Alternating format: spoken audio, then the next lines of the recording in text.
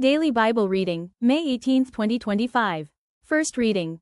Luke chapter 20 verse 27 through 47. The Sadducees. What about the resurrection? Then some of the Sadducees, who deny that there is a resurrection, came to him and asked him, saying, Teacher, Moses wrote to us that if a man's brother dies, having a wife, and he dies without children, his brother should take his wife and raise up offspring for his brother. Now there were 7 brothers. And the first took a wife, and died without children, and the second took her as wife, and he died childless. Then the third took her, and in like manner the 7 also, and they left no children, and died. Last of all the woman died also. Therefore, in the resurrection, whose wife does she become? For all 7 had her as wife. Jesus answered and said to them, The sons of this age marry and are given in marriage, but those who are counted worthy to attain that age, and the resurrection from the dead, neither marry nor are given in marriage. Nor can they die any more, for they are equal to the angels and are sons of God, being sons of the resurrection. But even Moses showed in the burning bush passage that the dead are raised, when he called the Lord, the God of Abraham, the God of Isaac, and the God of Jacob. For he is not the God of the dead but of the living, for all live to him. Then some of the scribes answered and said, Teacher, you have spoken well. But after that they dared not question him any more. Jesus. How can David call his descendant Lord? And he said to them, How can they say that the Christ is the son of David? Now David himself said in the book of Psalms, The Lord said to my Lord, Sit at my right hand, till I make your enemies your footstool. Therefore David calls him Lord. How is he then his son? Beware of the scribes. Then, in the hearing of all the people, he said to his disciples, Beware of the scribes, who desire to go around in long robes, love greetings in the marketplaces, the best seats in the synagogues, and the best places at feasts, who devour widows' houses, and for a pretense make long prayers. These will receive greater condemnation. Second reading. Genesis chapter 37.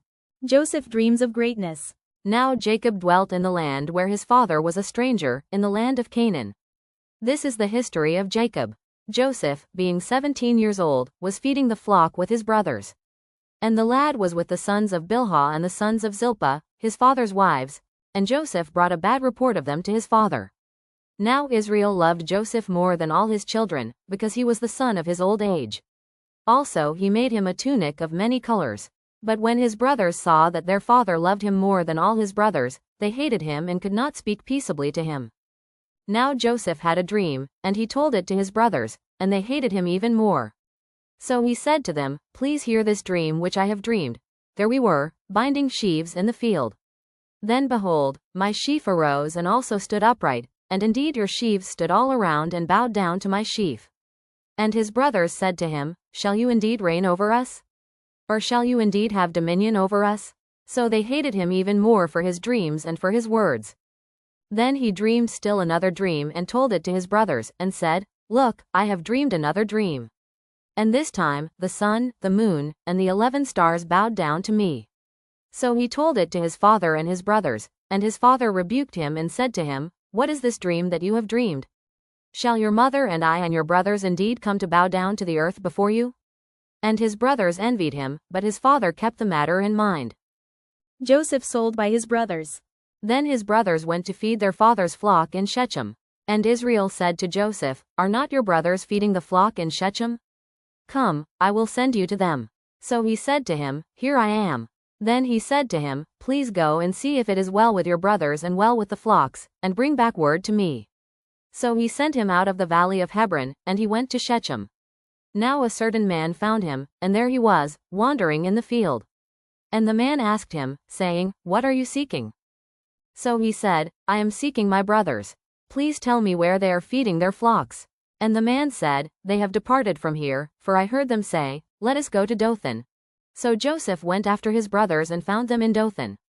Now when they saw him afar off, even before he came near them, they conspired against him to kill him. Then they said to one another, Look, this dreamer is coming. Come therefore, let us now kill him and cast him into some pit, and we shall say, Some wild beast has devoured him. We shall see what will become of his dreams. But Reuben heard it, and he delivered him out of their hands, and said, Let us not kill him. And Reuben said to them, Shed no blood, but cast him into this pit which is in the wilderness, and do not lay a hand on him, that he might deliver him out of their hands, and bring him back to his father. So it came to pass, when Joseph had come to his brothers, that they stripped Joseph of his tunic, the tunic of many colors that was on him. Then they took him and cast him into a pit. And the pit was empty, there was no water in it. And they sat down to eat a meal. Then they lifted their eyes and looked, and there was a company of Ishmaelites, coming from Gilead with their camels, bearing spices, balm, and myrrh, on their way to carry them down to Egypt. So Judah said to his brothers, What profit is there if we kill our brother and conceal his blood? Come and let us sell him to the Ishmaelites, and let not our hand be upon him, for he is our brother and our flesh. And his brothers listened. Then Midianite traders passed by. So the brothers pulled Joseph up and lifted him out of the pit, and sold him to the Ishmaelites for 20 shekels of silver. And they took Joseph to Egypt.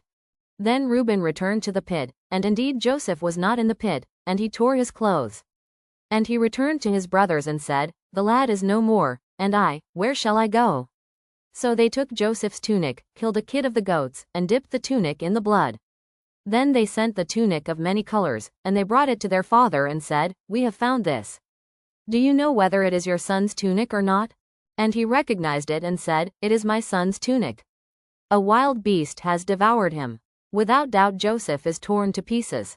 Then Jacob tore his clothes, put sackcloth on his waist, and mourned for his son many days. And all his sons and all his daughters arose to comfort him, but he refused to be comforted, and he said, For I shall go down into the grave to my son in mourning. Thus his father wept for him. Now the Midianites had sold him in Egypt to Potiphar, an officer of Pharaoh and captain of the guard. Third reading, Psalm chapter 28. To you I will cry, O Lord my rock. Do not be silent to me, lest, if you are silent to me, I become like those who go down to the pit. Hear the voice of my supplications, when I cry to you, when I lift up my hands toward your holy sanctuary. Do not take me away with the wicked, and with the workers of iniquity, who speak peace to their neighbors, but evil is in their hearts. Give them according to their deeds, and according to the wickedness of their endeavors. Give them according to the work of their hands. Render to them what they deserve. Because they do not regard the works of the Lord, nor the operation of his hands. He shall destroy them, and not build them up. Blessed be the Lord, because he has heard the voice of my supplications. The Lord is my strength and my shield, my heart trusted in him, and I am helped. Therefore my heart greatly rejoices, and with my song I will praise him. The Lord is their strength, and he is the saving refuge of his anointed.